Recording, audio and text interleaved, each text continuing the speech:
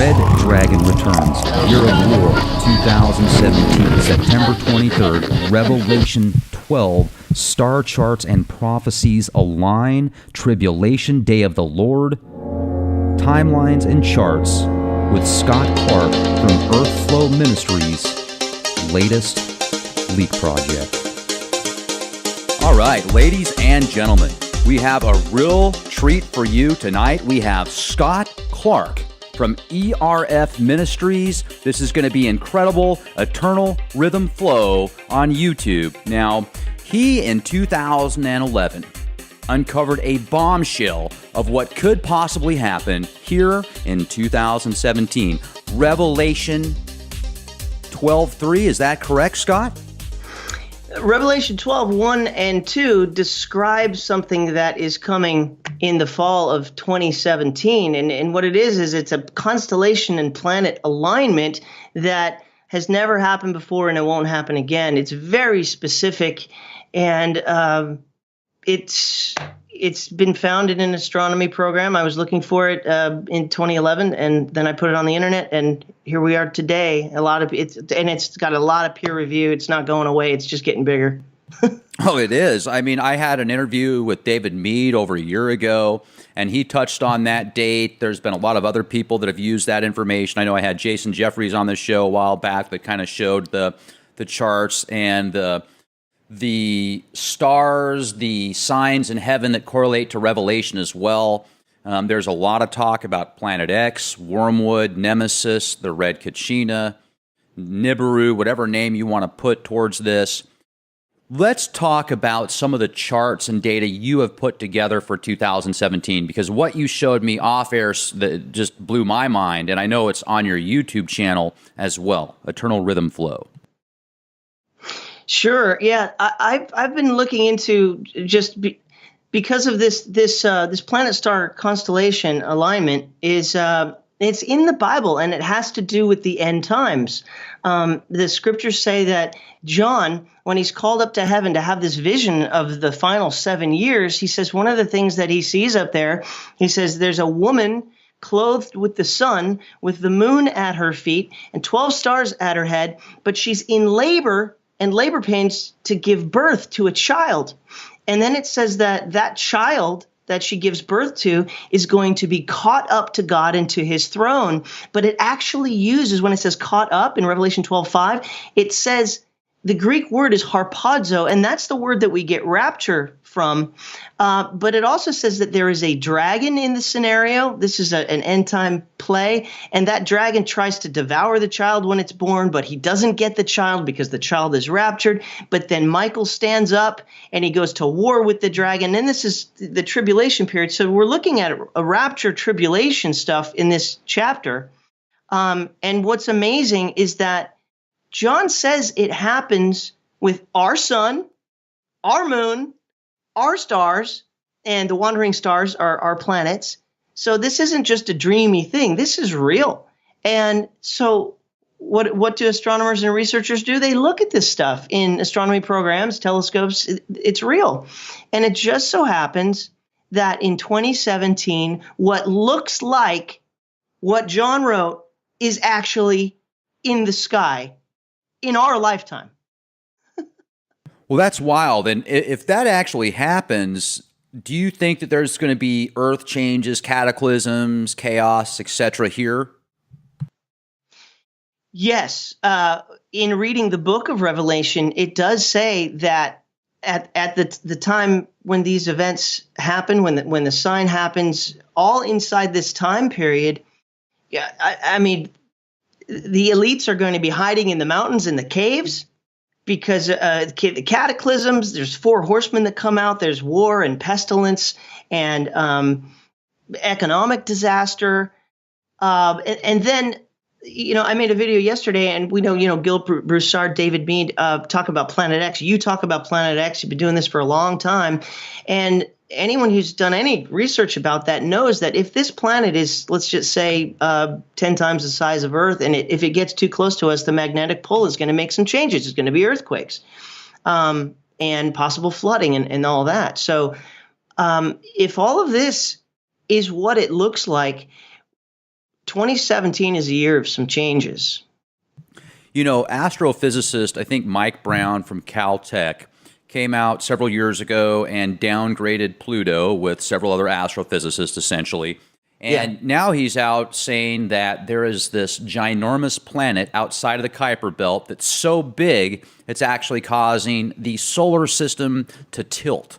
And it's way, way, way out there. So if something is closer than that object, or, you know, something actually gets even within a certain distance, I guess, like Pluto or something, I can't even imagine what type of catastrophic events could take place. And there's a lot of people that feel Planet X is a lot closer than that. You know, personally, I am still agnostic towards it being in the solar system because I haven't seen enough proof that it is for sure. Now, is there a Planet X out there? Well, I mean, definitely there's plenty of other planets out there, but I still am kind of questioning the whole 3,600-year orbit, but it seems like there's a whole bunch of information out there that's pointing to some pretty serious possibilities from some enormous planets that we haven't seen the past X amount of years. Right. You know, a lot of what we do in sort of studying this Planet X thing is we have to put our faith in other researchers because, it's a massive subject and not everybody has the time to go there. So, we look at the experts and we see what they think, and then we have to make a decision on, is this real or not? And depending on the weight of evidence, this is not something that we can see with the naked eye. We just got some programs, Google Skyview. And when we're looking at these things, we just have to take it with a grain of salt and say, is it there or is NASA just, playing with us? Who knows? Right. But so it's one of those things where you're just not going to know until it happens. But it certainly is an interesting subject that we like to talk about.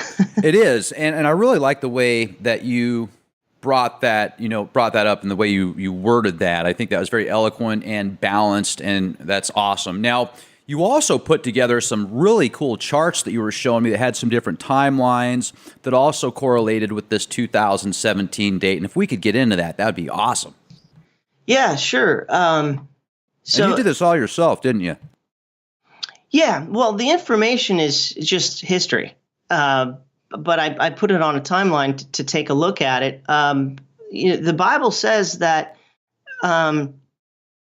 because the Jews rejected their Messiah, that they would be dispersed, their temple would be destroyed, but a new dispensation would take place, and that the Father would put his attention on the church, which are Christians, but then he's going to put his attention back on the Jews to bring them back to himself. And this prophecy was given in Daniel 9:24. It's the prophecy of Daniel's 70 weeks. And the 70th week has not been completed yet. The 69 weeks from that prophecy have been completed when Jesus rode into Jerusalem on a donkey. But then he was cut off. His crucifixion, his death, burial, resurrection, the gospel occurred. That's what the gospel is those three things. And then the church was conceived at Pentecost, and so things changed.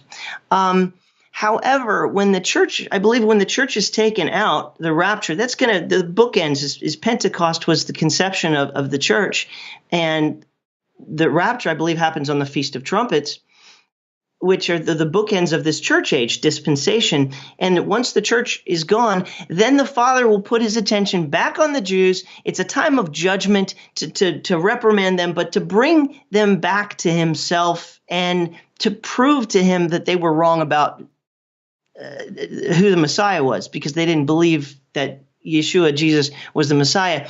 So we've got this one final week, which is a period of 7 years that is coming, which is going to be a time of judgment. If you read the book of Revelation and also Daniel, all the prophets, Joel, Ezekiel, Isaiah, they all talk about this day of the Lord, which is pretty harsh. But we know that he's going to these things take time. He's going to slowly bring Israel back into their land, into Israel. And that's what this timeline shows here. Theodore Herzl, back in 1897, down here at the bottom, he he created a Congress to begin bringing the Jews back to their homeland, which was prophesied for them to be their promised land. And Theodore Herzl, he says he's the creator and the head of the World Zionist Organization for its first 7 years. And he wrote in his diary on September 3rd, 1897, just after this Congress met together, he said, "Were I to sum up the Basel Congress," this is Basel, Switzerland, is where they met. He said, "If I were to sum up the Basel Congress in a word which I shall guard against pronouncing publicly, it would be this: at Basel, I founded the Jewish state. If I said this out loud today, it would be greeted with universal laughter. But in 5 years, perhaps, and in certainly 50 years, everyone will perceive it."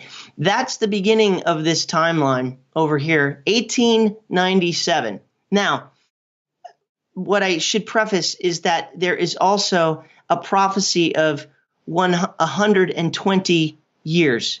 And if we look in Luke, the Messiah said that the end times are going to be just like it was in the days of Lot and Noah.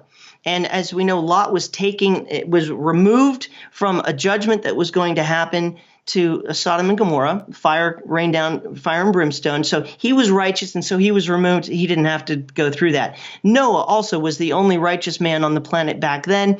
The earth was destroyed with water, but he was safeguarded through that so he could repopulate. So there's going to be this separation of people who are not, who are going to get judged on, and those who escape it.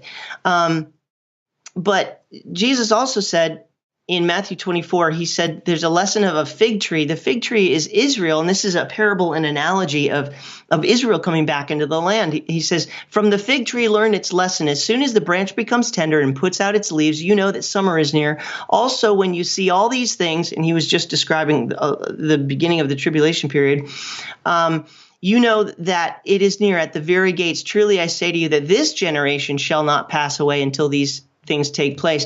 So there is a generation coming that will see the end times, but it's the generation that sees the fig tree blossom. So that's what this has been called over here, is the first budding of the fig tree, 1897. So it's but there's got to become a finalization of that. Now, so we're looking at and also in Genesis, God told Noah that 120 years before the flood, he said that I will not strive with man, for his days are 120 years. And so that was a prophecy of 120 years before the flood.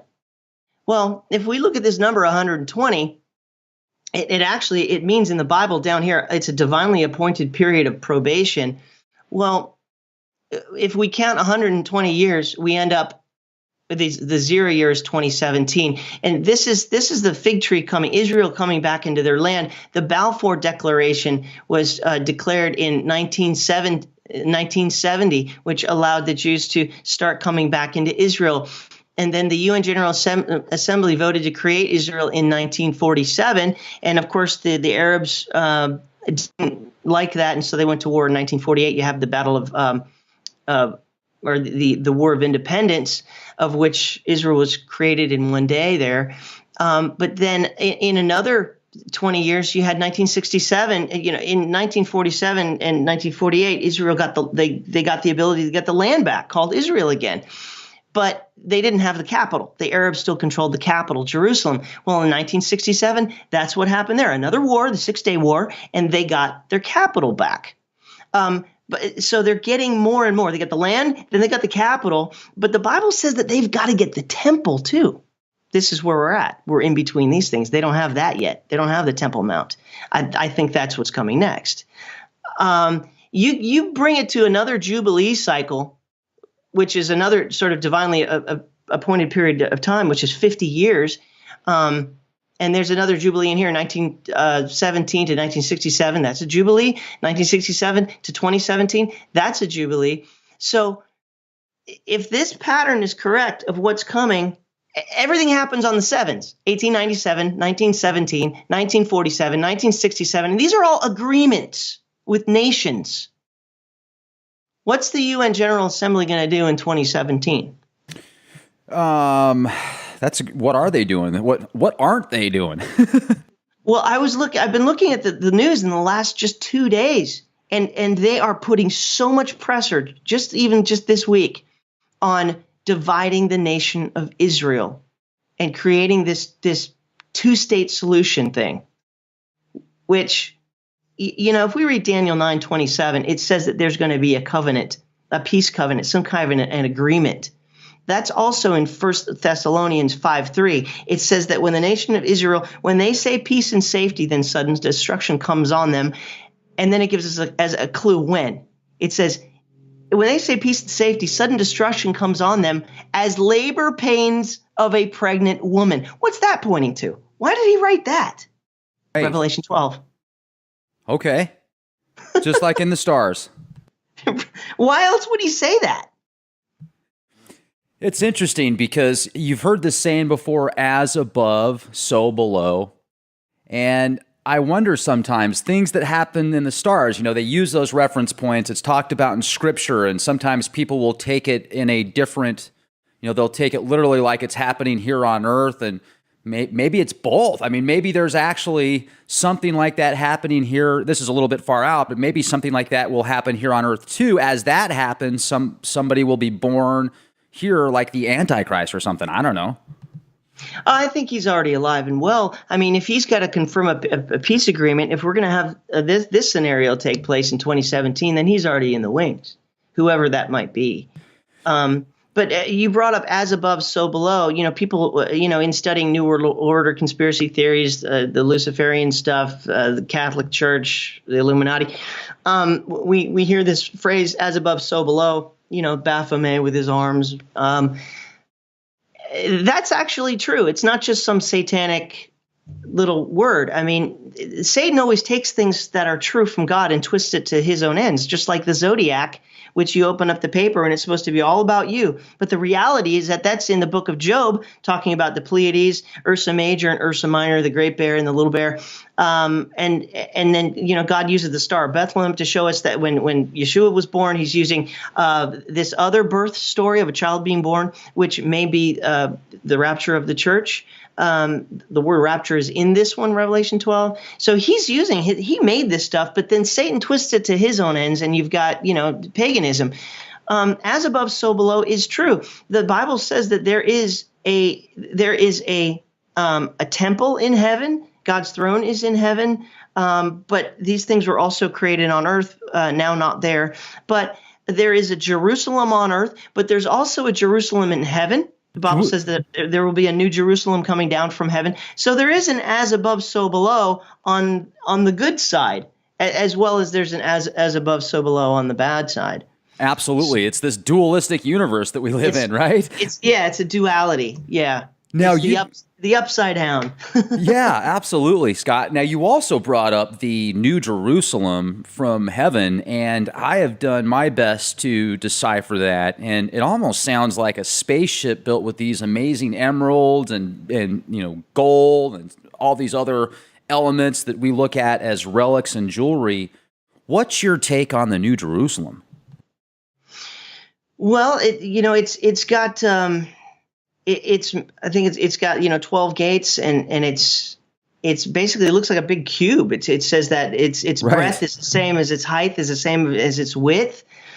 That it's a mystery. But apparently this is something that's going to come down during the final 1,000 years of Earth. I believe that the human story is a 7,000-year story. God said that he created the world in 7 days, but he rested on the seventh. He gave that instruction to the Jews, the same thing. There's a Sabbath rest. Well, what we're dealing with right now is 6,000 years, but then after the final hardships of the tribulation period, Yeshua will come back and we will enjoy the final Sabbath millennium, the Sabbath rest of 1,000 years. And that is a time when he sets up his kingdom. And so it says that the New Jerusalem will be a part of that, and somehow it comes out of the heavens. It's interesting to ponder, but it's going to be a completely different time, and we're not going to have the murder and the wars and the sin, and it's just going to be unlike anything else. Well, it's also fascinating when it talks about the beings inside of the New Jerusalem that are surrounding the throned one, and the eyeballs that are all around their bodies and stuff. I wonder if that's actually going to be physical, like these, or if it's something more metaphoric. It's just such an enigma, and it's very fascinating to think about. But it sounds to me like we're possibly 2017. This could be the starting point of many sparks. And what else have you deciphered over the next several months, 2017, you feel are going to take place? Well, that's a good question. It's interesting that this sign in the heavens in Revelation 12, 1 and 2, there is action involved in it. And the planet Jupiter, I believe, represents the child. The church, I believe, was conceived at Pentecost in Acts chapter 2, just after Jesus ascended to heaven. The Holy Spirit came down and conceived the church, just in the same way that it says in Matthew 1:18 that the Holy Spirit conceived the Messiah inside of Mary. So this is one of the Holy Spirit's jobs, is this conception. And the church age is the growth of this child, which must be born. And that, of course, is like a 2,000-year story. But I think what's happening is this Revelation 12 sign it's on already. It's begun. I believe it began November 20th of 2017, which is a little over a week ago from this recording. What happened is that Jupiter, which I believe represents the church, it's going to go and do a retrograde motion. It's going to do a loop inside of Virgo, but it had to begin somewhere. So it had to cross the line of Virgo, the side of Virgo, and that happened on November 20th. So that would be likened to a conception. And then from that crossing of the line, Jupiter passing into Jupiter, you would count until it comes out, and it comes out between her legs like a child being born after. And I calculated this years ago. I made a video on this, and it's 42 weeks from the crossing the first line to crossing the birth canal line, because it's in there for just over 9 months. And 42 weeks is a human gestation period. It's a long-term birth.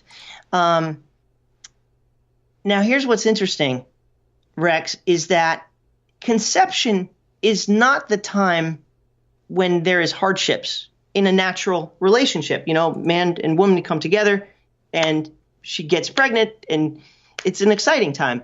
But it's not until about 4 weeks until the date of delivery.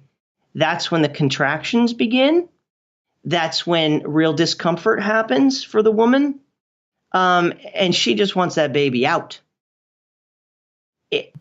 Right. The baby actually, I should say, the sign comes together September 23rd, 2017. Only on one day does this picture of Revelation 1 and 2 happen. If we look back 4 weeks from that, there is a great eclipse that astronomers are looking at. August 21st, 2017, there is an eclipse that starts in the Pacific Ocean above by Oregon, and a total solar eclipse shadow will drape across the entire United States and get into the Atlantic just after it passes through South Carolina. So it's like it divides the country in half. It splits the country in half. It's another sign in the heavens. Blood moons have been known in history of the Jews as being harbingers for like a warning or a judgment or something like that. That's a total lunar eclipse, when the moon goes through the shadow of the earth and turns red because of the atmosphere. But solar eclipses have been known in history and in mythology as being an omen or a warning or a harbinger for the Gentile nations. So is it possible in August that we will make a bad decision in voting against Israel? When the General Assembly gets together and starts to make these decisions about this Middle East peace process, because Hurricane Katrina, and there's a number of different cataclysms that have happened to the United States that can be related to decisions that our leaders have made against Israel. Judgments have come. Hurricane Katrina is a pretty amazing one to study. Do you think that there was any, sorry to interrupt, I was just going to ask real quick, do you think that there was any influence via weather geoengineering with Hurricane Katrina? I don't understand how all that works, but I would not. I first and foremost take the position of being a skeptic, but also secondly, I try to remain balanced. Sure. And with the position of who knows what technology they have and who knows what they will do with it. So I try not to blow things off as like, oh, that's total garbage. It's a hoax. Sure, I think there is weather engineering. HARP. I mean, the stuff that they put in our skies in the jet fuel, and oh yeah. There's evil. There's control. It's all about control, and they want something. What do you think about that? I think they want to control everything. They want to control the weather. They want to control what people think. They want to control what people do. They want to, you've got 6 corporations that control over 90% of the media. And as much as I love to watch a good TV show and a good movie, I also know the subliminal programming that they put behind it just because I was taught at a very young age. So I can watch a film and see what they're programming the masses to think. But at the same time, you've got to be aware of that kind of stuff. Otherwise, you can be a good lemming to the dark side and not even realize it just because they've got you under their mind control spells, essentially, is what it comes down to. But I think if we use our knowledge the right way, and there's got to be some type of something behind the scenes. Like if we just say, look, we do not accept what you're doing to us. We will not accept it. And I think if enough people said that, you wouldn't have to be violent. You wouldn't have to do something vicious unless they felt so much in a corner. When I'm saying I'm referring to these psychopaths, the 0.0001% or whatever that controls the majority of these defense contractors and government officials and stuff. It's not the people in the government that are bad most of the time. I mean, there's bad apples everywhere. It's the people behind the scenes that you never see or very rarely see or hear about that, in my opinion, are the ones kind of controlling a lot of this madness. But have you ever noticed, Scott, that when there a lot of these events that take place are portrayed in movies and TV shows before they actually happen? All the time. It's just so amazing. 9/11 was portrayed in a film before it happened. Many. And then you've got all this stuff with the Simpsons prophesying everything. What? It's absolutely amazing. And then of course there's the Illuminati playing cards. Which I got a set today. By the way, I ordered a set. I spent about $100. I've got, 200 cards? There's a total of 500 or something total cards, but I've got the original 95 set, and I'm going to pull that out later today. Sorry to interrupt, but I just had to, man. You totally brought that up. That was great. That's awesome. Yeah, I mean, there is something to that. Like they're telling us what they're going to do before they do it, and if we accept it, then they can karmically get away with it? Is that what it could be? Yeah, I think it's a mind game. If it's not that big of a surprise somehow psychologically, we won't fight against it because there's something inside of us that was like, well, of course that was going to happen. I sort of knew that. It's mind games. Wow, that was a real powerful way to put it. The way you said that right there makes so much sense from a psychological standpoint, and not even a metaphysical standpoint or a mystical standpoint or a conspiratorial standpoint. The way that you worded that right there, just that hits home big time. That's great. So let's jump into more of Revelation, because you're such an expert with Revelation, and I kind of cut you off there a minute ago. I didn't mean to take us on a different path. I apologize about that. Let's get back into what's going on around us right now, the signs in the heavens, the signs in the news, etc. Oh, gosh, signs in the news. Well, like I brought up before, I think something that we really need to take a look at in this next year is going to be what is the decision that the nations make about Israel. because God clearly says that that land and certainly Jerusalem itself was given to the patriarchs. It was given to Abraham, then it was given to his son Isaac, and then it was given to his son Jacob. And Jacob's name was changed. Jacob's name was changed to Israel, and Jacob had 12 sons, which become the 12 tribes of Israel. That's the bloodline of that the promised land has been given to, and the Bible says that it will never be taken away from them. But it also says it will definitely be fought over, because Abraham, he didn't just, that bloodline came through his wife, Sarah, which was also his sister. But that's the promised bloodline. However, Sarah was too old to have a child for quite a long time. And so Sarah had a handmaiden. Her name was Hagar.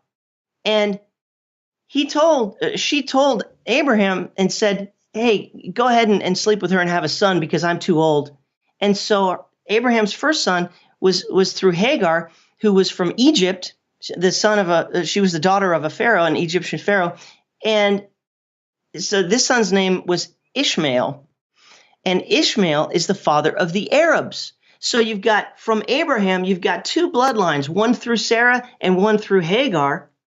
Then you've got, through Sarah, you've got Isaac and Jacob. But through Hagar, you've got Ishmael. And so one leg of Abraham is all the Hebrews, the Jews. The other leg is all the Arabs. So this is this massive family feud over this land. But it's very clear in the Bible who gets it and who it belongs to.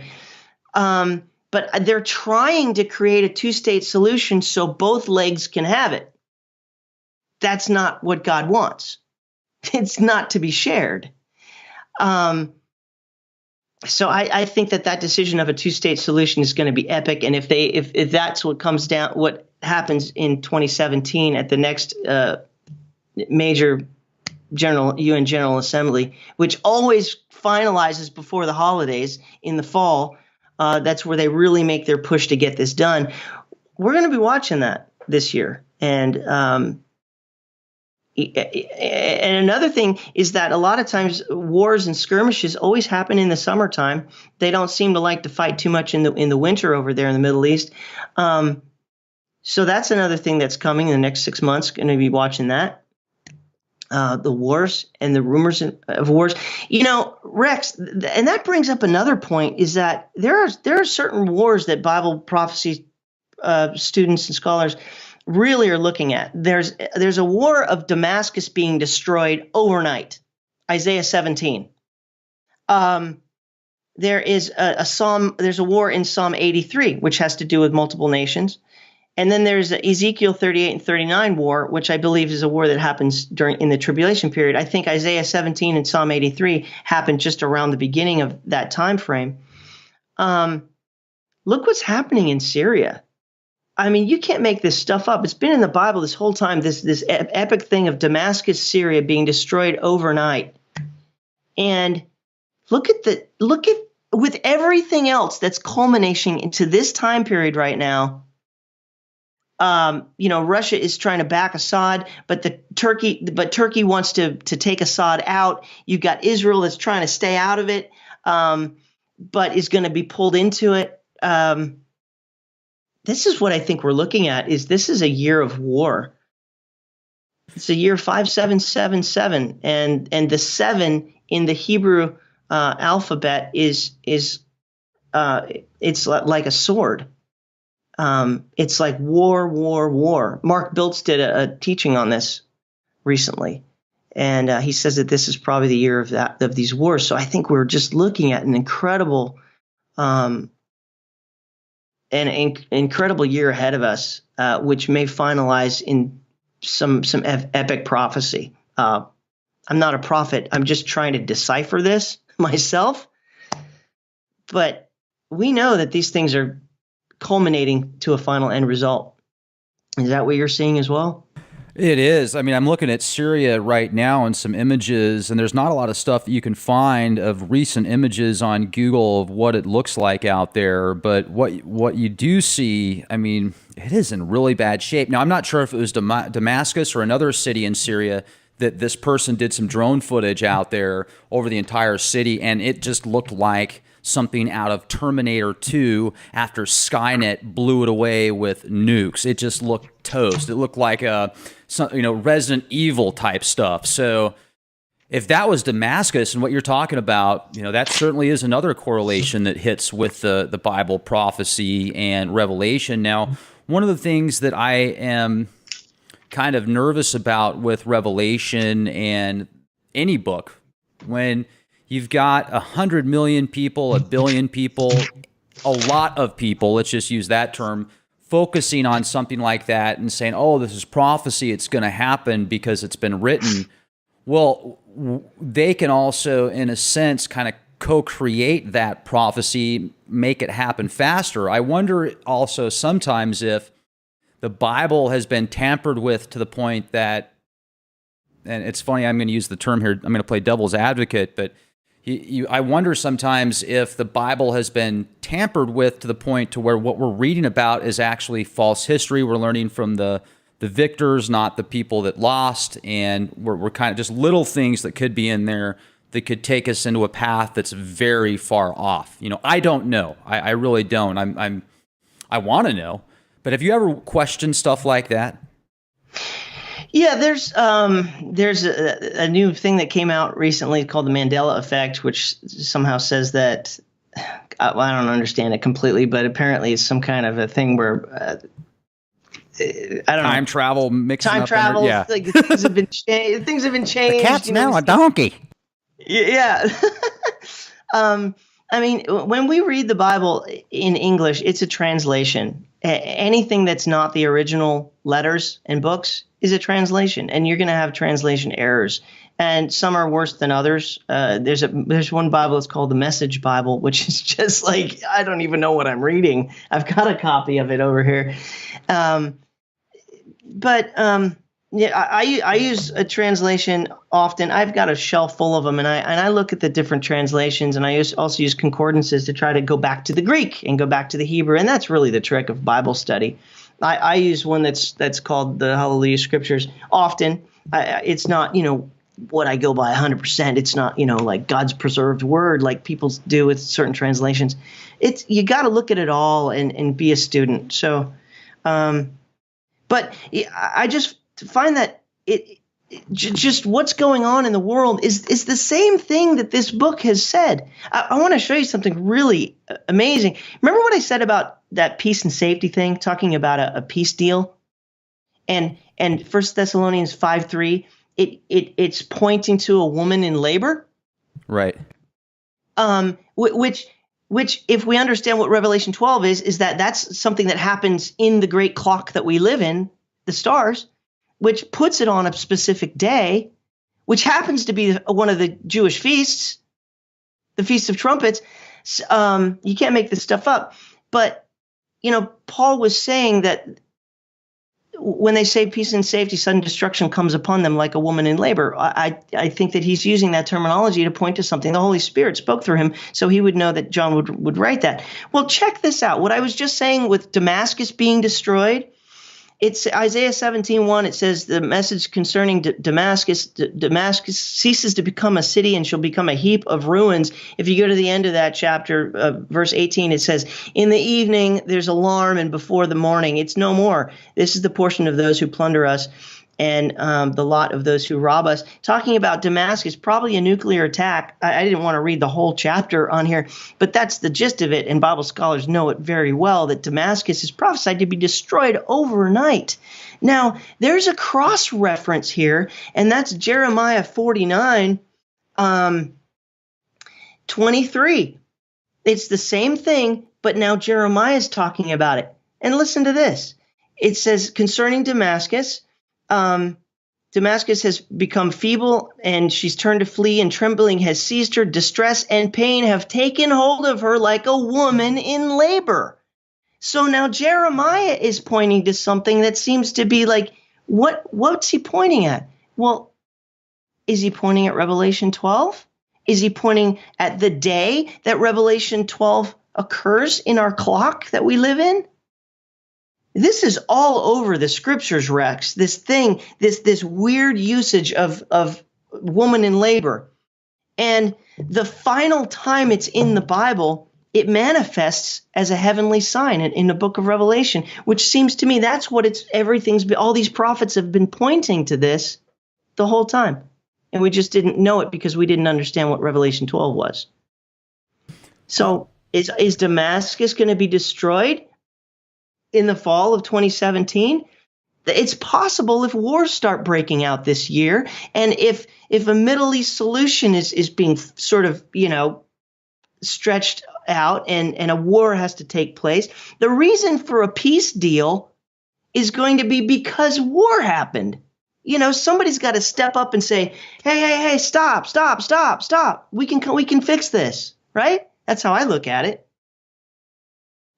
It would be nice if enough people would actually stand up. Like you said, will it happen? Is it finally to a point where there's enough individuals out there that have joined forces to, kind of not only physically take a stand in a non-violent way, but also mentally and spiritually? Because the more I think about it, Scott, we can do things to get out of this beast system that we're in. But it does certainly seem like just so many different levels. There's darkness out there. And I hate to be a pessimist, but you look at the food supply, you look at the medicines that are out there available to the Western society, the stuff that Monsanto does, and just all the GMOs and the pain and the suffering and the stuff they put in vaccines that they force feed babies. And it's just getting darker and darker and darker. Yet there's more glimpses of hope I see at the same time. I mean, once again, it's this duality that we live in. For every action, there's an opposite reaction. And it just always seems like there's this back and forth. And it just gets deeper and deeper and darker. But at the same time, we can all get off the grid. We can go find our own power supplies and start doing solar or wind, or maybe come up with a magnet thing. I don't know. We can grow our own food. We can do these kind of things. We can literally fly to Alaska and go out in the middle of nowhere, set up a homestead, but you're going to have to be able to deal with the elements. And you might die out there if you don't know how to. But I think that enough of us have the ability now and the opportunity that we either do it or we don't. We can continue to let this system grow and give up our control. Because if people think that it was bad in World War II with the concentration camps around the world, I mean, in almost every country, and it was very, very, very bad, it's getting to the point now where with the technologies they have in play, if there's something very dark at the top level that wants to take control and do some nasty stuff, I mean, I can't even fathom the possibilities with technology. Can you imagine being hooked up to some type of machine that kept you just barely alive, and it had your mind thinking that every second was 1,000 years, and you were in some torture chamber where it was like, whatever it was doing? I mean, it's going to get pretty crazy out there, and it's coming out in the movies, that's coming out in the TV shows, these possibilities, these glimpses of futures that could take place. I think we all kind of have to dig in and either say, you will not assimilate me, or if you want to be a part of the system, say, okay, let's go. I'll do whatever you say, Master. This sci-fi is getting so hardcore now, isn't it? I mean, it used to be so innocent. We like what you were just talking about. It reminded me of The Matrix, old Star Trek, the Borg. This is the direction that they want to take it. That's why this stuff comes out. I don't just think it's some writer sitting in his house I'm just going to write a film. There's something about these things that it seems like it comes from a group that's involved in some sort of mysticism, because they seem to know what happens. I don't know. I don't think the devil knows the future, but I think he has a plan. So he puts that plan into things that he controls, and he controls music. Good grief. He controls a lot of it, not all of it. Right? So he controls the music industry. He controls Hollywood. That's the name Hollywood is the words holy wood together, and the holy wood is a magic wand. Like Mickey Mouse. It's magic. It's sorcery. That's what Hollywood stands for. It's just why. And you've heard the old phrase, television. Why do you think they call it programming? Because they're programming you to think and how to think. It's all about control, and we see this in Revelation 13.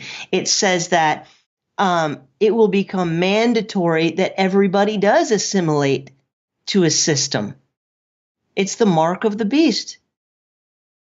It's a beast system, which is controlled by some sort of an idol that is put up in the Jewish temple, controlled by this world leader, the Antichrist. It says that this idol is going to have the Antichrist. Well, the beast will give it power to both speak and also to cause anyone who doesn't take the mark of the beast in the right hand or the forehead to be killed. And that's why we see in the book that there will be beheadings. It's either assimilate or die. That's the situation. We look at this sci-fi stuff, and it seems tame compared to what you read here in the final culmination of the reality of the prophecy. Assimilate or die. Well, and people right now in the medical industry, sorry to interrupt, there's a gal that just came out in Georgia. She is in the medical industry, and now that she went through a meeting, they said, you have to take these vaccines now or you're going to lose your job. She tried to get a religious exemption. They said no. And also they're going to try and take away people's medical benefits now if they don't vaccinate. There's so many people I know that have been damaged from vaccines. And it's... Yeah, you don't know what these things. Even the stuff that's in there, you can see read the inserts. I've read through almost every single vaccine insert that they force feed babies and people alike that are older. And I'm telling you, there's not only thimerosal, there's aluminum, there's different adjuvants, there's formaldehyde, there's glyphosate, there's stuff in there that you wouldn't even want to have as a 300-pound good, healthy adult, in your food, let alone injected directly into your bloodstream. And it's like, what are you going to do? Are you going to continue to let them poison you in order to be a part of this system? Now, as far as the mark of the beast goes, let's take this a little bit further. What is the Greek version or the Hebrew version of the mark of the beast? Is it in the forehead or is it in the head? Because a lot of people think that the Social Security number, if you know your Social Security number, that's a part of the beast system. If you want to take this a step further, you look at what this system does around the world, and people are a part of it in every way, shape, or form. They get up, they go to school, they go to work, they pay their taxes, they go do their job, and all of this feeds this beast system. And even the monetary system is full alchemy. It's creating something out of nothing. It's changing something and transferring something. So this whole system is under the control of literally a pyramid, one-eyed type aspect. And here's another thing too. I think a lot of these symbols that people look at as just evil, like you said earlier, there's whether it's Satan or whoever its name is that's changing everything around for its own gain, it can take something good like a symbol that actually might have meant something good at one point in time and made it something bad. I don't think that everybody that has if they have a picture of a pyramid like of Pink Floyd in the background, that they're worshiping the devil. I think that people take that a little too extreme. I think you can put intentions into symbols that have good or bad effects. So what is your take on that? It's funny. I'm a musician myself, and when I was younger, I've had a lot of posters on my wall that had stuff on it that I didn't know what it meant. That doesn't mean that I was a bad person. But what it means is that the artist or that person or whoever controls that person is trying to send a message to the end user, and to have some kind of an effect. We live in a world. It's just so hard these days to even get away from it. But just because somebody has, it's kind of like a lot of people wear a cross and they don't even believe in anything. Look at Ozzy Osbourne. That guy's a trip. Did you see him on Conan the other day? Oh man, he gets on there with his son. I guess they're doing a world tour now, or a reality TV show again, and he still talks exactly the same. Oh yeah, what's going on? Just go over there. How you doing? And he's wearing his glasses, his round purplish tint glasses, and he sits down and he's got this just weird smile on his face, and he's kind of bouncing up and down on his chair a little bit, looking kind of weird. And then Conan said something to him. And I don't remember what he said, but then he goes, "Yeah, I'm possessed." And his son looked at him. He said, "No." He said, "No, Dad." And he said, "Okay." And then he started tripping out, and he got this weird look on his face, and he literally did look possessed. But then there was this one part where Conan said, "Do you ever think you want to get back into country, or do you ever want to do a country song? A lot of rock stars now are making a bunch of money doing country music." And he said, "No, I'm the devil," or people look at me as the devil or Satan or something like that. And I was just like, wow. And then Roseanne was on a talk show a while back where she came on the show with red gloves, and she was basically telling the talk show host that when she was a little girl, she wanted fame and fortune more than anything. So she signed a contract with the devil. And several years ago, she got in an accident or something, and she felt like the devil was coming for his due. So she asked the devil if she could get a refi on her soul. And I actually showed that to my parents, and they're a big fan of Roseanne. And I used to watch her TV show back in the day when I was a kid growing up. Kind of shows my age right there. But it was very eerie to me. And they're like, "Oh, she's just joking. It's just a joke. That's the kind of humor that she has." And I'm thinking to myself, I do not think that she is joking. That, to me, she's got the red glove. She's got all the telltale signs. And a lot of these people that come out say they sold their soul for fame and fortune, they do it in a very similar fashion. Yeah, and it's in every group. The hip hop, the heavy metal, the dark metal, all this stuff. I mean, and it's actors. I've seen a lot of Britney Spears dancers that they're just something's wrong. And I don't really pay a whole lot of attention because I can't be bothered with a lot of these people. I'll see their pictures or a news story or something, but I just can't be bothered with it because I'm focused on this Bible prophecy stuff, and it really takes all my thinking power. But that's great work, by the way, man. I'm looking at your stuff. It's beautiful. Oh, thanks. A lot of people will somehow find out at an early age that they will get fame and fortune if they just sell their soul. I don't even know. Like, I've never personally, I did grow up in the church. I was, I've always sort of been a church kid, but I don't even understand how somebody could even have that idea as a child. But it does happen. It does happen, and Satan will do it. But of course, he never comes through on his real end of the bargain. Gosh, it's just really sad. There is going to be a separation of the sheep and the goats, Rex.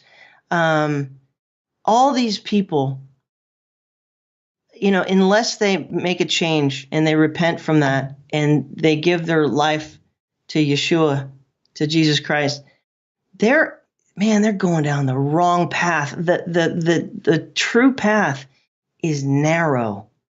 Wide is the gate to destruction. And that's why we see it so much, is because just about everybody's on the wide path. It's a separation of the sheep and the goats, and there's a lot more goats than there are sheep. And I believe that's what the rapture is. And it's God is going to take his sheep out of the way before he reprimands the goats. And I think that's a pattern that we can see in Scripture. Enoch was taken before the flood. Lot was taken out before Sodom and Gomorrah got destroyed. These patterns are really all over the place. And I think that's why I think it's just getting darker and darker and darker. But, just even looking at the heavens, the darkest part of the night is just before sunrise. So we can expect it to get very dark. And it's not even that dark yet. The tribulation is going to be the darkest point before Jesus comes back. And that's going to be when the sun rises, so to speak. So I think that we're living in just a fantastic time of watching all these things unfold and come to pass. And this is a time of decision, Rex. We got to make a decision of whose side we're on. Because I believe in a pre-tribulation rapture. I think the Bible is clear on that. Of course, other people may have different opinions on that, but I think the Bible is clear that the rapture of true believers happens before this 7-year time of tribulation period. And this is a time to make a decision, and time is running out, because once a person, if let's say they're left behind, they miss the rapture and they have to deal with 7 years, most people won't even make it. I mean, either you've got to assimilate to the Borg, assimilate to the 666 system, which the Bible clearly says that if you make that decision, that is a pledge of allegiance to the beast, and there's no coming back from that. Revelation 14, it says that if anyone worships the beast in his image and receives the mark on his forehead or upon his hand, he shall drink the wine of the wrath of Yahweh, which is the Father, and he shall be tortured with fire and sulfur before the Lamb, and the smoke of their torture goes up forever and ever. And they have no rest, no rest, day or night, for those worshiping the beast in his image, and also anyone who takes the mark of his name. So, I mean, if somebody wants to be put in the position where they're going to be either forced to make a choice of, it says no one will buy or sell unless they assimilate to this system. That means you can't have a job, nor will you be able to get money to buy food. So it's going to be very difficult. You can't have a business, you can't work, because the system is going to become complete. Either join or die. And so people are going to be forced into this. All right, give me the chip. All right, just give me the chip. Well, you just put yourself in hell forever. That's what that is. This is where the idea of 666 came from. And this is how it explains it. So, and we can already see it. People are getting chips in their hand just to get into a security door. So, this is a time to make a decision for Jesus Christ as Lord and Savior, because there's a separation going to happen. And I really, believe in my heart that I have a hope and an expectation to not have to make any of those other decisions, tribulation decisions, because I'll be taken out prior to that. And I just really hope and pray that people do that. Romans 10:9 says you got to believe in your heart and confess with your mouth that Jesus Christ is the Lord, and you shall be saved. Your name will be written in the book of life, and therefore you have an expectation of an escape. And that's not to say that times might get hard before that. I've got a little bit of freeze-dried food. I've got a little bit of bottled water that I've stored up. It's wise to be prepared. I never tell anybody, oh, it's just going to be great and we're going to escape to the heavens. It could get rough. But I don't believe that I'll have to make a choice for that chip, for that mark of the beast. I had an interview last year with a real nice guy that actually took the chip as a part of the transhuman tour. He ran for president as the transhuman candidate, and nice guy. And, I don't have the same beliefs that he does. We talked about some things, and he was real passionate about wanting everybody to be chipped. And literally people that had positions of, let's say you're a pilot, well, you'd have even extra microchips in your head, because that way, if you thought you might want to kill yourself with everybody on the plane, well, the microchips would rewrite your cerebral cortex, and you just go back to normal. Yes, I will drive back home now. Things will be fine. Fly home. Yay. I love Total myself control. and everybody. Just real, hey, that's what he thinks, and he thinks that could save lives, and I get it. I will understand and listen to that side of you. Personally, I am into free will. Do what you feel is right, and if you genuinely feel that is right, I think that if the intent is there, that's great. Like, for example, if I see somebody do something that is considered a sin in the Bible, I'm not going to judge that person, because first of all, I'm not their judge. And second of all, their conscience is their judge in a sense. I mean, how could you judge somebody that's literally crazy if they don't realize what they're doing? I don't know. I mean, maybe there's some mechanism to it or some formula, But it just seems as if people used common sense more often, they'd get along a lot better. You know, I just tell everybody the best rule out there, in my opinion, don't tread on me and I won't tread on you. You know, you don't hurt me. I'm not going to hurt you. You don't come mess with me. I'm not going to come mess with you. Everybody's going to be fine. You know, I mean, that goes. The golden, yeah. Golden rule, you know, do as to, and Jesus, who said that? Jesus, hello. Do unto others as you would have them do unto you. How obvious. And people don't do that. And that's what causes problems. I mean, aren't we evolved enough yet with everything that we've learned to realize that is the golden rule? And if we could just follow that, everything else, in my opinion, would come into place, in my opinion. But let me ask you, I'm on your website right now, erfministries.com. Great website. You've got a really cool section here where you've got different graphs and charts that you actually put together. And I wanted to talk about the Trump one that I was just looking at here. Let me pull this one back up. The only Trump believers should presently hope for. Now, do you think Donald Trump, him getting in office, was prophecy? I interviewed a nice gentleman the other day that feels he could be kind of the archetype of King Cyrus talked about in the Bible. And what is there any connection of Trump to this graph right here? Yeah, the reason why I made that is because I think I made that earlier in early 2016, and it just seemed like the right, the religious right, the Christians were thinking that Trump was going to come and save the day, save the world, kind of a thing, and he would be sort of a savior figure. But in what like the things that we've discussed, it's getting dark. There is a plan. There is a plan in place. Bible prophecy is not going to stop because nobody's just going to like rise up and be and fix everything. And so that's why I made that.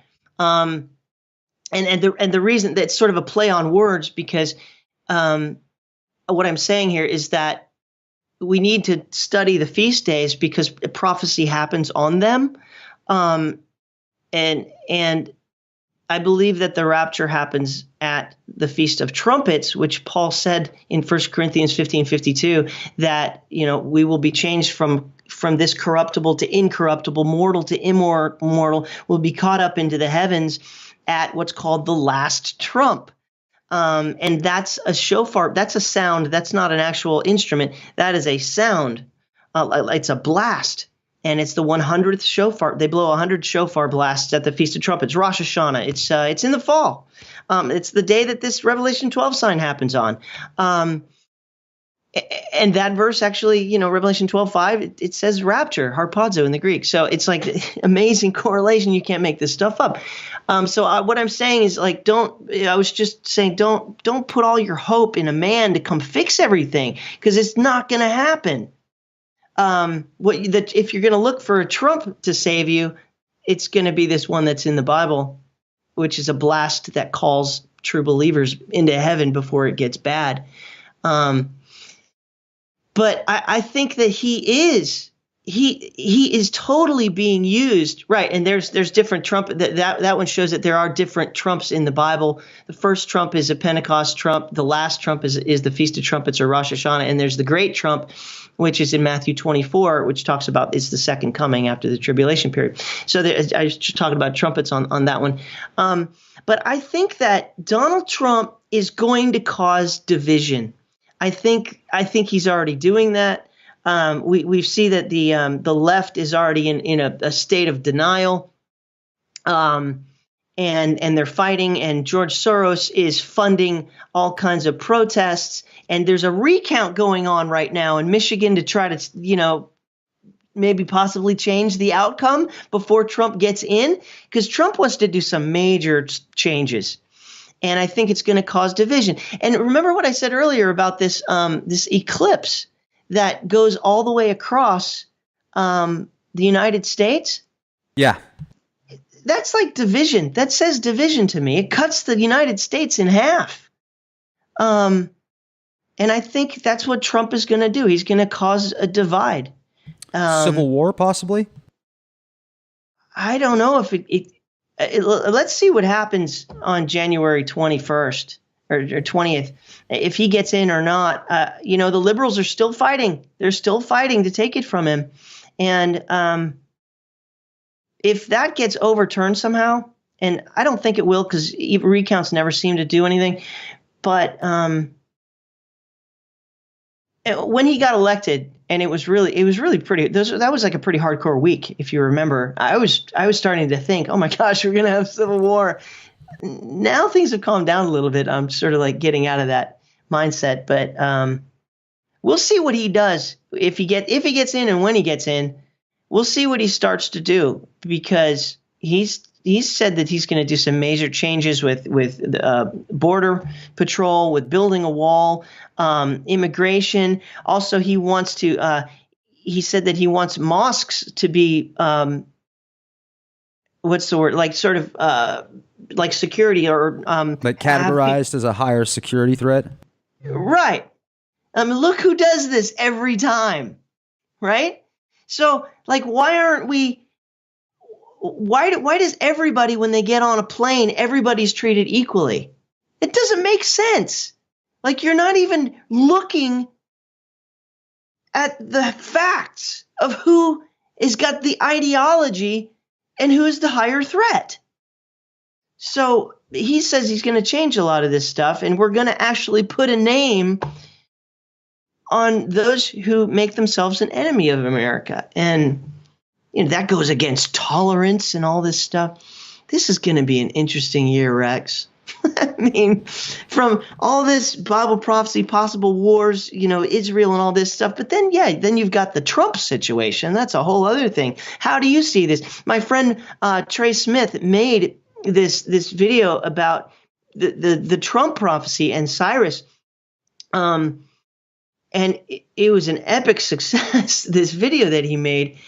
And he knows more about that than I do. And I watched it, but I have to watch it again to get refreshed on it. But man, it's amazing how that worked. That he got in against all odds. That was another thing that was portrayed in a Simpsons episode about 12 years ago. Right, I saw that on the escalator. Yep. And then you saw him going down the escalator also, just like in the cartoon, and it had him split screen where it looked like they were playing off of the same skit. Yeah. And then doesn't he get taken out in The Simpsons also? Oh, an assassination attempt. Yeah. And there's this article out now that supposedly Donald Trump is meeting with people to get rid of the Federal Reserve. So I'm wondering if all this stuff is being played out to kind of subconsciously program people for that possibility once again. And if that is, something that does take place, talk about blow it's going to have on the archetype of the pro-American mindset. That will just completely put a huge, how do I put that? Because you look at JFK, supposedly JFK was taken out because he wanted to get rid of the Federal Reserve. I've heard other things too, like he was going to expose aliens and other stuff. But if the most tangible, in my opinion, is that combined with a lot of the defense contractors he was pissing off. But if that's the case, and if Donald Trump really isn't going to play ball with the Federal Reserve and these other individuals, well, is he going to be in a position where something like that might happen to him? I don't know. It's a very interesting thing to think about, and I certainly hope nothing like that happens. But it makes one wonder with the way the media portrays certain events. I think you're definitely onto something. There's a bigger pattern than just JFK. I think you're absolutely right about that. That was his intention. He knew that it was a corrupt financial system. And but go back a little bit farther. Lincoln was killed for the same reason. He was fighting the banksters, and he created Lincoln greenbacks. He created his own money to take the power away from the banksters. Garfield killed for the same reason. So if Trump goes down that road, man, But then once again, that article that I saw, that could be just a PSYOP article, because it seems like 90% of the media out there now that comes out is just some rehashed, made up article. You'll see things now where there's going to be a video conference and it's going to be in a country like Iraq, and they're going to use these subtitles, and supposedly the prime minister says that the Anunnaki are shape-shifting right now on, out there on the coast, getting a suntan at the same time, pretty much. Oh yeah, we'll see the words right there. It says it. When they can't even really translate it, it's just, there's so much false information out there. It just makes you wonder, is this all just a staged PSYOP event? Is it really going to happen? Are they doing that so if something does happen, they can say, well, once again, they tried to get out of the Federal Reserve, and see what happens if you try and do that? You die, even if you're the president. It makes no difference. I mean, they'll just put somebody else in power. Life means nothing. These elites worship death. That's what they like. Look at the trail behind the Clintons. They don't care. Nobody means anything to them. They're so selfish. Yeah, we're dealing with some serious evil here. Evil with a smile. Welcome to the New World Order. They love you. I would imagine that you would agree with that. It's Trump's got to be really careful. He's got to be really careful because, I was listening to Perry Stone. If you know he's a pastor that has also had certain visions and dreams, and he said that there was two things that were going to happen with Trump that he saw in a vision, and one of them was an assassination attempt. And I forget what the other one was, but it's already come to pass, and it was right. God, it's too bad I don't have that in my brain right now. But so the next one that I'm waiting on, I put this in my little folder of like, well, let's see what Perry said, and if it comes to pass. He said that there's going to be an assassination attempt. I don't rule it out. I don't want that to happen, but I don't rule it out because I think the elites completely wanted this election to be against the Bush dynasty and the Clinton dynasty. They wanted Jeb to be in against Hillary. That's what they wanted. And Trump is an outsider. And so they don't know what to do. But they certainly don't want him. Either they've got to assimilate him somehow or take him out. I'm not a political analyst, but I don't see how they're going to let it. I don't see how they're going to let this slide. What do you think?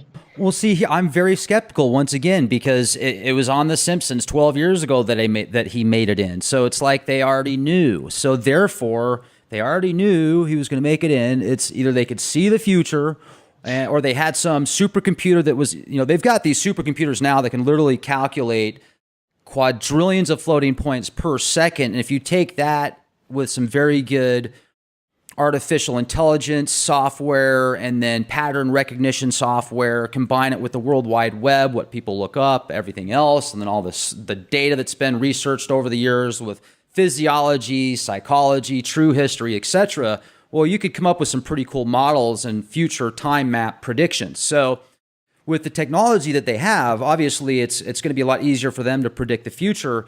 Yet I think it's all a part of the plan. I don't really. My gut's telling me that it's all a part of the plan. It was supposed to happen. Yeah. Let me ask you this. So if you're skeptical, and I think it is healthy, I try to remain on that side of things. Skeptical, but with a balance. But I thought Hillary was going to win. So if that, you know what I mean? Well, she was supposed to. I thought that she did too. I thought that she was, I thought the elites were just going to put her in, period. I thought that they would rig the election or whatever and just make it happen. So this is a total shock. Oh, that's what the other prediction was. Perry Stone, this is before the election. He said that, that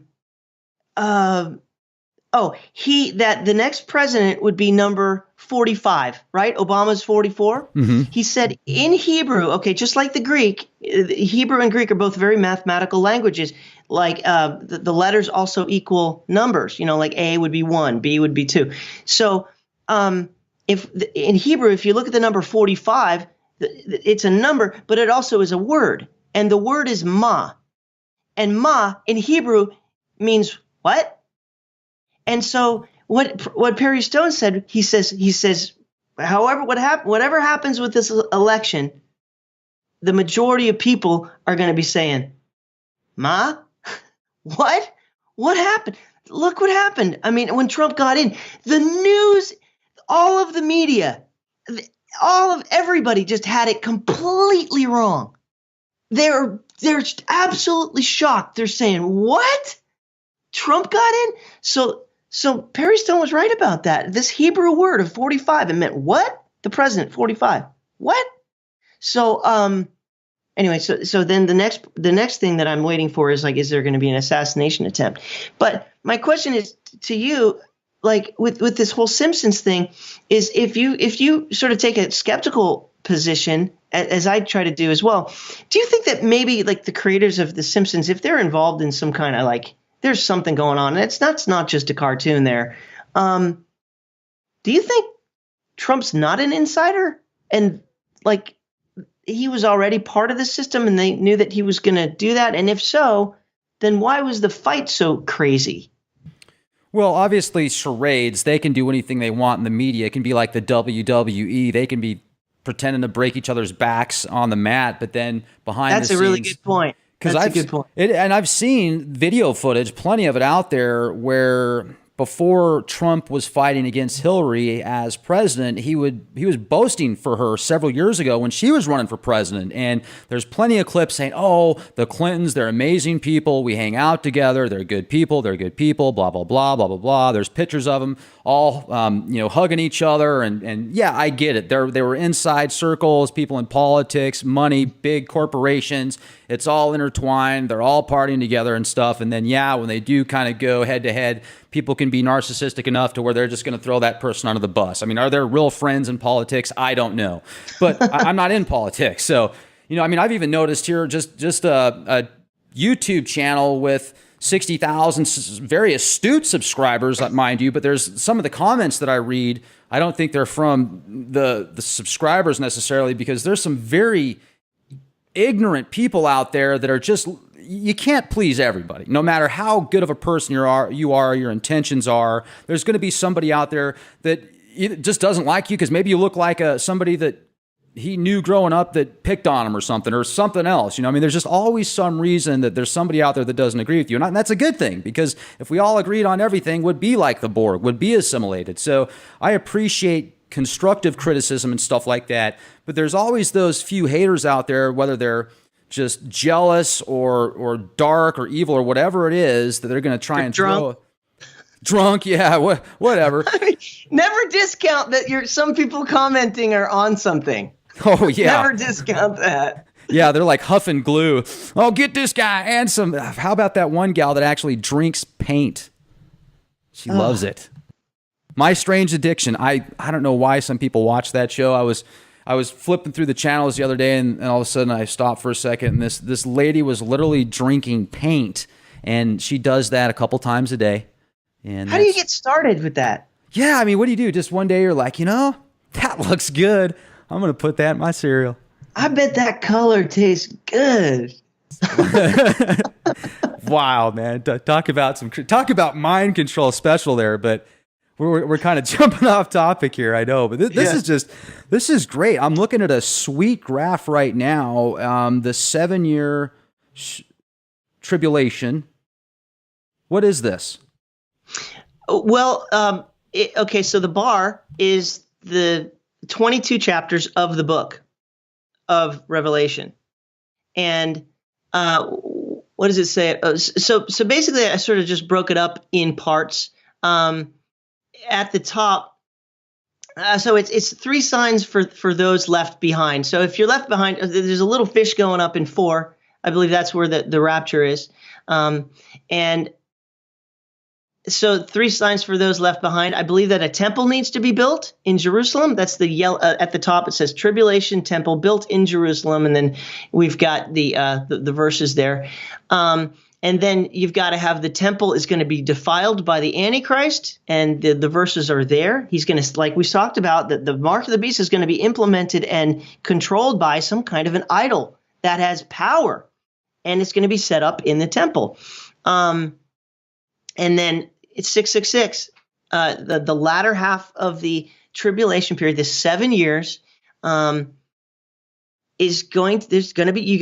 a mandatory choice: assimilate or die, take the mark of the beast or die. And so these are just three.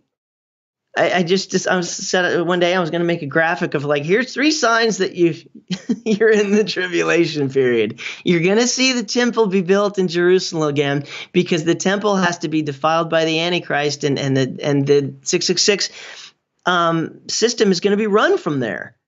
So it's just sort of an overall graphic. So sometimes when I'm doing a Bible study, what I do is I just open up Photoshop and I just start thinking. I want to see what's in my head, and then have something to show for it to look at later. So that's what a lot of this stuff is. Now this is your famous. This is literally famous. I think this is kind of what got you on the map back in 2011. Was your breaking open the detailed analysis when you just took this to a whole other level, essentially. Well, it was amazing. At first, I didn't really know what it was. What happened was I was in a forum. I wasn't a YouTuber. I wasn't really making videos. I would play, a guitar or something every once in a while, but I wasn't doing this. I didn't have a computer that could handle it. And but I was going to these end times forums and checking stuff out. And somebody put up a screenshot of something that looked like this with Virgo and Leo, but the planets were different, because it was a screenshot of 2011, and that was in the future. So and I looked at it, and that person in the forum said something inaccurate, and they said this is the Revelation 12 sign. And it had like Saturn and Venus in the belly of Virgo, and that would be twins, and there was no 12 stars at her head. But I found that was interesting. I said, wow, I think it's close. Let me go into my astronomy program, because I already had one. I had this one, Stellarium, and I just went into the future, and I did, it didn't take long from 2011 to go forward 6 years, and then I saw these planets, and then I had to figure out, how am I going to interpret this? And I've learned a lot in the last 5 years, but I took this and I it wasn't this exact thing here. I mean, same look, same screenshot, but I didn't have all the Photoshop, words on it, because I didn't have Photoshop back then. But anyway, I put it in the forum, and it was a forum. People were already talking about the blood moons and talking about Star of Bethlehem and talking about things, and then all of a sudden, people start trying to find the Revelation 12 sign. So I put that on there. I said, I think this looks better than the other post. And it just has taken off from there. And a lot of peer review has been done on this. Nobody can find anything that looks better. I mean, to line up the verses. This is what the verse says about the sun, the moon, the planets, and the action, the activity that takes place with a birth. So I think we've kind of landed on this is it, right? I had to start somewhere. I don't know if I was the first one to find it. I was the first one to find it that I, found it for myself. I actually Googled it. I was looking for it before bothering with the program. I Googled it first, and I never found, anything saying September 23rd. So I went into the program myself and found it. But that's not to discount that other people aren't looking at the same time. And, who's to say Mark Biltz discovered the whole blood moon thing first? He was, but somebody had to put it out there. So, for myself, I know how I think that's why, God wanted me to find it for myself, so that I would get into it and take it seriously. If it was somebody else's thing, maybe I wouldn't do so much work about it. So those are some pictures of some solar eclipses that I took with my camera.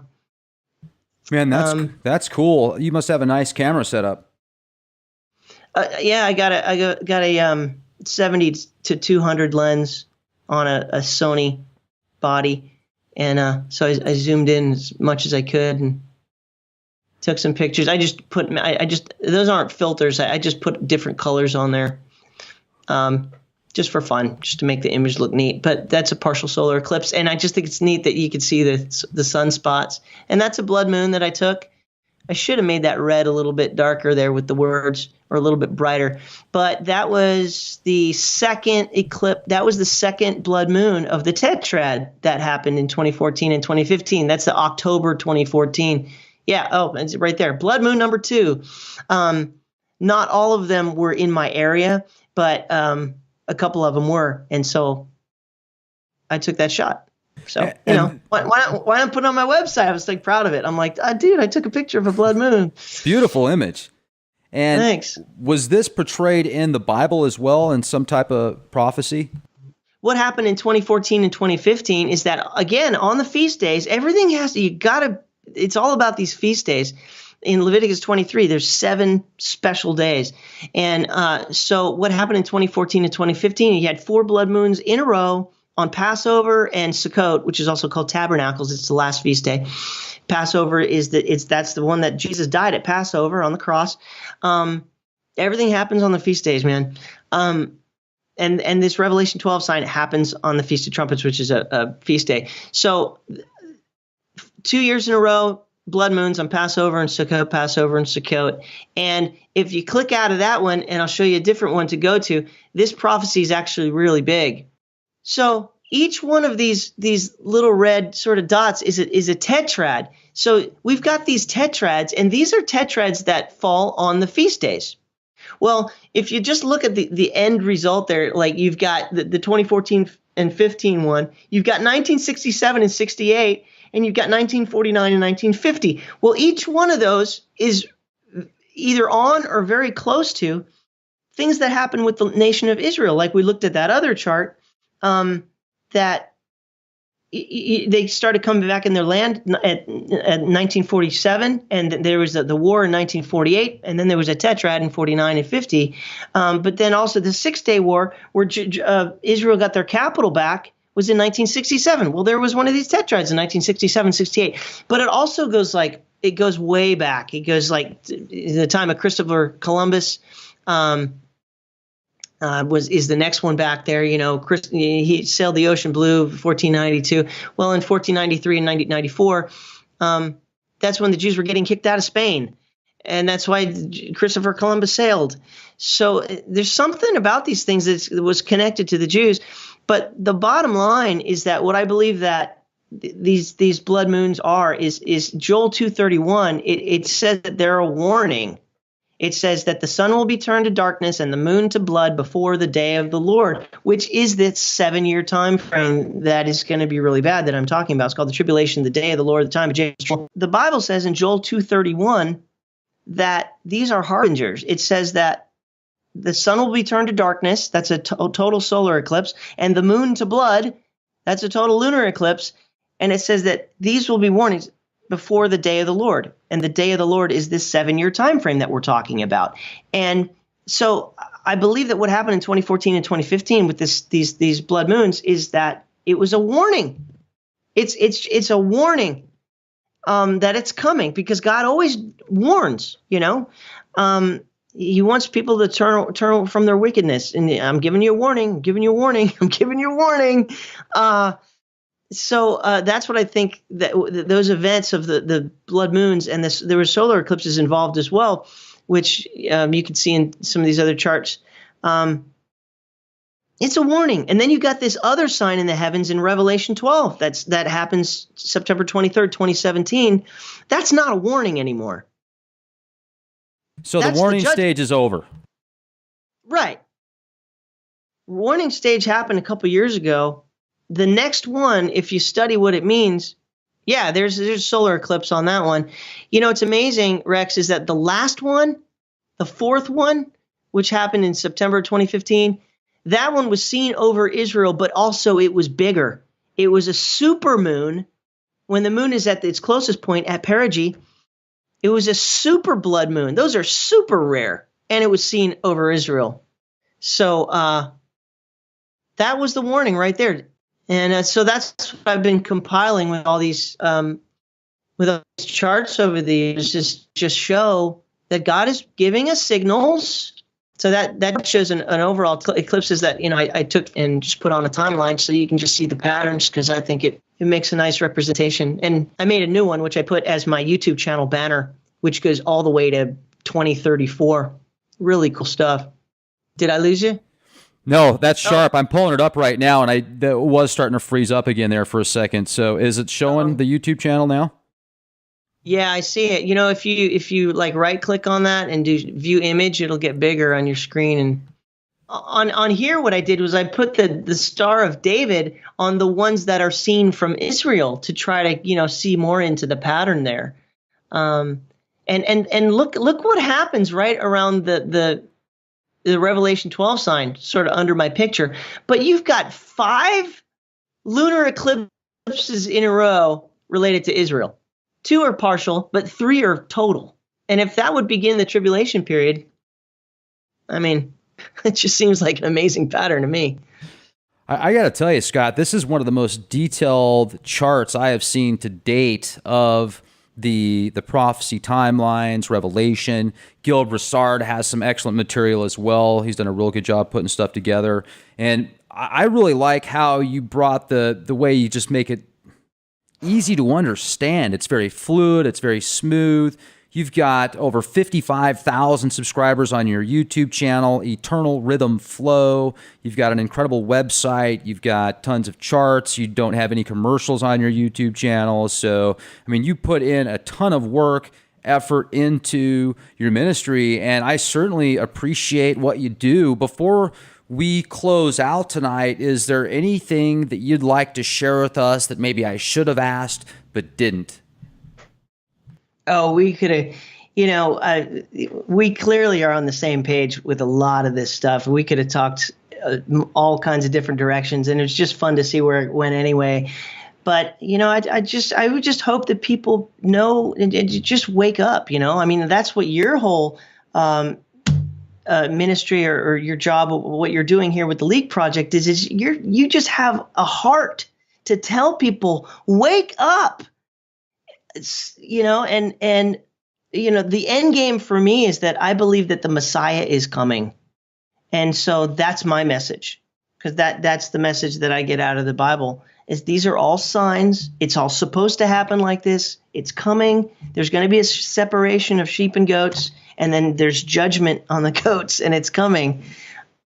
So I just would hope that people find salvation, like I said earlier, Romans 10:9-10. It's just really simple. It starts there with believing that the one who died on the cross was in the grave for 3 days and defeated death and raised from the grave. That's the Son of God. He's the one that offers us the free gift of salvation. So that's the message that I want to tell people if they haven't heard that yet. That's the gospel. We're supposed to spread the gospel, tell people he's coming. Right on. And Scott, I got to say, I really appreciate your approach towards things. You seem to be, you're very passionate about what you talk about. You've done some incredible research, and you also, when I've asked you questions that, maybe didn't fit your typical, upbringing and what you think, you said, yeah, that's a possibility. I'm not going to count that out. I'm going to stay balanced, but I'm also going to stay focused. And I really appreciate that, not just blowing something off right off the bat without even having oh yeah, that's a possibility. So I think that helps people grow. Once again, I certainly don't have all the answers. I am more agnostic personally, meaning just I don't know. I want to know. I really want to know. And, talk about polar opposites there. That's like, you're a Gnostic and you're agnostic. That's got to be just a total mind mess up with you. But hey, I think it's kind of helped me grow along the way. I was raised Christian, and I used to go to church on Sunday. I read the Bible thoroughly. Revelation, I read that book more than any of the other books. I've even researched some other stuff outside of the Bible, books that were taken out of possibly the original canon, and also the Nag Hammadi treaties, the Dead Sea Scrolls, and other scriptures and ancient texts. So hopefully the answers will, hopefully I'll have no question someday and say, yes, I've got the answers and I don't need to have any more. But until then, I'm going to keep searching. And that's why we started the Leak Project, to get information out there, to speak with people like you, Scott. I mean, you're just a great guy. I really appreciate your work. Please check out Eternal Rhythm Flow on YouTube, ladies and gentlemen. Become a subscriber. Also, check out his website. Now, your website is also going to be erfministries.com. You add updates all the time. Thanks for everything, Scott. It was great to speak with you. I really appreciate you coming on with us. Rex, I really appreciate you letting me be a voice within your work. It's been an absolute pleasure getting to know you and to talk to you. I feel a kinship, and We'll do it again sometime. Thank you so much, man. Absolutely. We'll do it again soon. And folks, check out leakproject.com, youtube.com/clandestine time lord. Be the change you want to see. This is Rex Bear. Talk to you soon.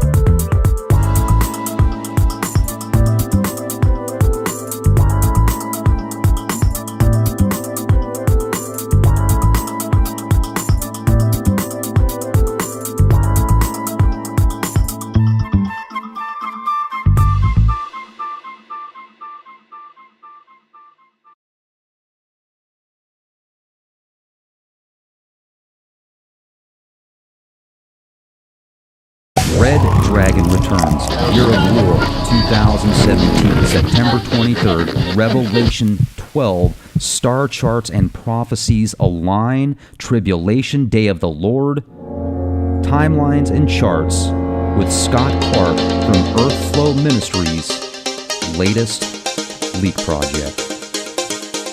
All right, ladies and gentlemen, we have a real treat for you tonight. We have Scott Clark from ERF Ministries. This is going to be incredible. Eternal Rhythm Flow on YouTube. Now, he in 2011 uncovered a bombshell of what could possibly happen here in 2017. Revelation 12:3, is that correct, Scott? Revelation 12:1 and 2 describes something that is coming in the fall of 2017. And what it is it's a constellation and planet alignment that has never happened before and it won't happen again. It's very specific, and it's been found in an astronomy program. I was looking for it in 2011, and then I put it on the internet, and here we are today. It's got a lot of peer review. It's not going away. It's just getting bigger. Oh, it is. I mean, I had an interview with David Mead over a year ago, and he touched on that date. There's been a lot of other people that have used that information. I know I had Jason Jeffries on the show a while back that kind of showed the charts and the stars, the signs in heaven that correlate to Revelation as well. There's a lot of talk about Planet X, Wormwood, Nemesis, the Red Kachina, Nibiru, whatever name you want to put towards this. Let's talk about some of the charts and data you have put together for 2017, because what you showed me off air that just blew my mind, and I know it's on your YouTube channel as well, Eternal Rhythm Flow. Sure. Yeah, I've been looking into because of this planet star constellation alignment is it's in the Bible, and it has to do with the end times. The scriptures say that John, when he's called up to heaven to have this vision of the final 7 years, he says one of the things that he sees up there, he says there's a woman clothed with the sun, with the moon at her feet and 12 stars at her head, but she's in labor and labor pains to give birth to a child.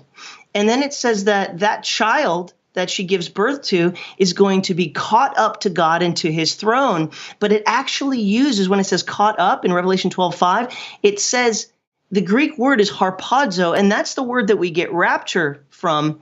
But it also says that there is a dragon in the scenario. This is an end time play, and that dragon tries to devour the child when it's born, but he doesn't get the child because the child is raptured. But then Michael stands up and he goes to war with the dragon. And this is the tribulation period. So we're looking at a rapture tribulation stuff in this chapter. And what's amazing is that John says it happens with our sun, our moon, our stars, and the wandering stars are our planets. So this isn't just a dreamy thing. This is real. And so what do astronomers and researchers do? They look at this stuff in astronomy programs, telescopes. It's real. And it just so happens that in 2017, what looks like what John wrote is actually in the sky in our lifetime. Well, that's wild. And if that actually happens, do you think that there's going to be earth changes, cataclysms, chaos, etc. here? Yes. In reading the book of Revelation, it does say that at the time when these events happen, when the sign happens, all inside this time period, yeah, I mean, the elites are going to be hiding in the mountains, in the caves, because the cataclysms, there's 4 horsemen that come out, there's war and pestilence and economic disaster. And then, I made a video yesterday, and we know, Gil Broussard, David Mead talk about Planet X. You talk about Planet X. You've been doing this for a long time. And anyone who's done any research about that knows that if this planet is, let's just say, 10 times the size of Earth, and if it gets too close to us, the magnetic pull is going to make some changes. It's going to be earthquakes and possible flooding and all that. So if all of this is what it looks like, 2017 is a year of some changes. Astrophysicist, I think Mike Brown from Caltech, came out several years ago and downgraded Pluto with several other astrophysicists, essentially. And now he's out saying that there is this ginormous planet outside of the Kuiper Belt that's so big, it's actually causing the solar system to tilt. And it's way, way, way out there. So if something is closer than that object, or, something actually gets even within a certain distance, I guess, like Pluto or something, I can't even imagine what type of catastrophic events could take place. And there's a lot of people that feel Planet X is a lot closer than that. Personally, I am still agnostic towards it being in the solar system because I haven't seen enough proof that it is for sure. Now, is there a Planet X out there? Well, I mean, definitely there's plenty of other planets out there, but I still am kind of questioning the whole 3,600-year orbit, but it seems like there's a whole bunch of information out there that's pointing to some pretty serious possibilities from some enormous planets that we haven't seen the past X amount of years. Right. A lot of what we do in sort of studying this Planet X thing is we have to put our faith in other researchers because, it's a massive subject and not everybody has the time to go there. So, we look at the experts and we see what they think, and then we have to make a decision on, is this real or not? And depending on the weight of evidence, this is not something that we can see with the naked eye. We just got some programs, Google Skyview. And when we're looking at these things, we just have to take it with a grain of salt and say, is it there or is NASA just, playing with us? Who knows? Right. But so it's one of those things where you're just not going to know until it happens. But it certainly is an interesting subject that we like to talk about. It is. And I really like the way that you brought that up and the way you worded that. I think that was very eloquent and balanced, and that's awesome. Now, you also put together some really cool charts that you were showing me that had some different timelines that also correlated with this 2017 date. And if we could get into that, that would be awesome. Yeah, sure. And you did this all yourself, didn't you?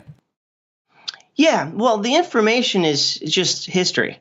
But I put it on a timeline to take a look at it. The Bible says that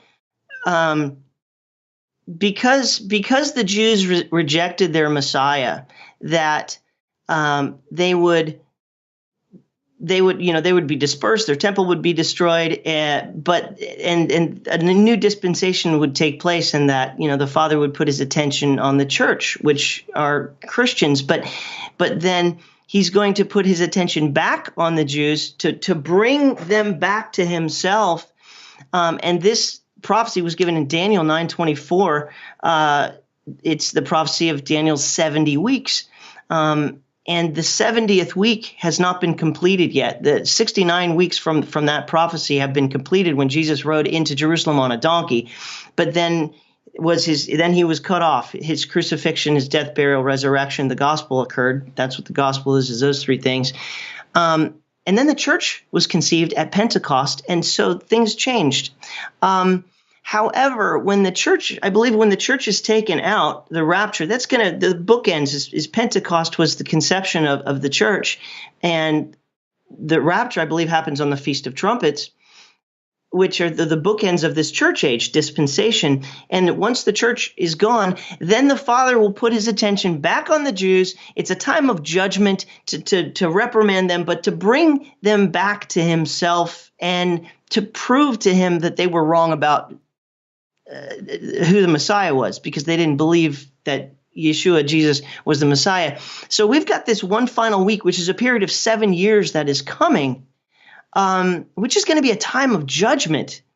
If you read the book of Revelation and also Daniel, all the prophets, Joel, Ezekiel, Isaiah, they all talk about this day of the Lord, which is pretty harsh. But we know that he's going to these things take time. He's going to slowly bring Israel back into their land, into Israel. And that's what this timeline shows here. Theodore Herzl, back in 1897, down here at the bottom, he created a Congress to begin bringing the Jews back to their homeland, which was prophesied for them to be their promised land.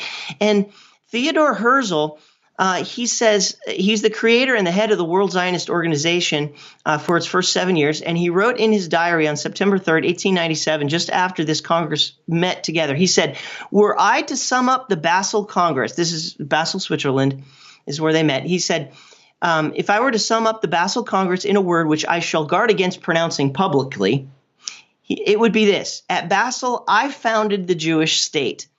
If I said this out loud today, it would be greeted with universal laughter. But in 5 years, perhaps, and in certainly 50 years, everyone will perceive it." That's the beginning of this timeline over here, 1897. Now, what I should preface is that there is also a prophecy of 120 years. And if we look in Luke, the Messiah said that the end times are going to be just like it was in the days of Lot and Noah.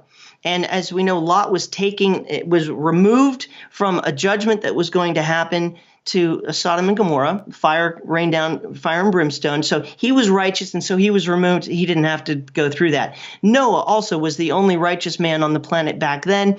The earth was destroyed with water, but he was safeguarded through that so he could repopulate. So there's going to be this separation of people who are going to get judged on, and those who escape it.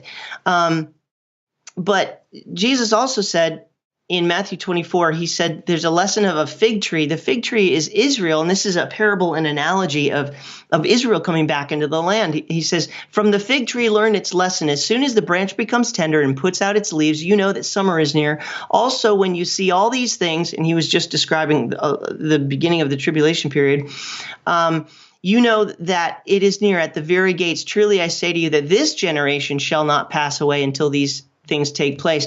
So there is a generation coming that will see the end times, but it's the generation that sees the fig tree blossom.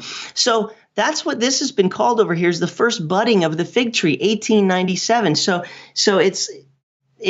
but there's got to become a finalization of that. Now, so we're looking at, and also in Genesis, God told Noah that 120 years before the flood, he said that I will not strive with man, for his days are 120 years. And so that was a prophecy of 120 years before the flood. Well, if we look at this number 120, it means in the Bible down here, it's a divinely appointed period of probation. Well, if we count 120 years, we end up the 0 years 2017, and this is the fig tree coming, Israel coming back into their land. The Balfour Declaration was declared in 1970, which allowed the Jews to start coming back into Israel. And then the UN General Assembly voted to create Israel in 1947, and of course the Arabs didn't like that, and so they went to war in 1948. You have the Battle of or the War of Independence, of which Israel was created in one day there. But then in another 20 years, you had 1967. You know, in 1947 and 1948, Israel got they got the ability to get the land back, called Israel again. But they didn't have the capital. The Arabs still controlled the capital, Jerusalem. Well, in 1967, that's what happened there. Another war, the 6-Day War, and they got their capital back. But so they're getting more and more. They get the land, then they got the capital. But the Bible says that they've got to get the temple too. This is where we're at. We're in between these things. They don't have that yet. They don't have the Temple Mount. I think that's what's coming next. You bring it to another Jubilee cycle, which is another sort of divinely appointed period of time, which is 50 years. And there's another Jubilee in here, 1917 to 1967. That's a Jubilee. 1967 to 2017. That's a Jubilee. So if this pattern is correct of what's coming, everything happens on the sevens: 1897, 1917, 1947, 1967. And these are all agreements with nations. What's the UN General Assembly going to do in 2017? What are they doing? What aren't they doing? Well, I've been looking at the news in the last just 2 days, and they are putting so much pressure, just this week, on dividing the nation of Israel and creating this two-state solution thing, which